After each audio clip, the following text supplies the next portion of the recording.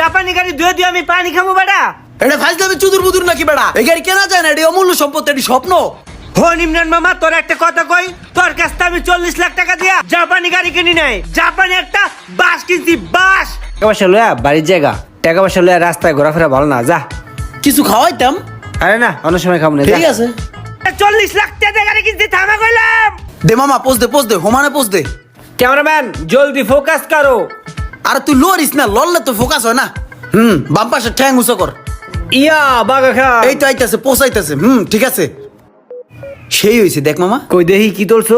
মামা দেখছোস, তোর চেহারা কিন্তু অরিজিনালি খয়রাতির মতন, কিন্তু গাড়ির লিগে কিন্তু তোর অনেক সুন্দর লাগতাছে।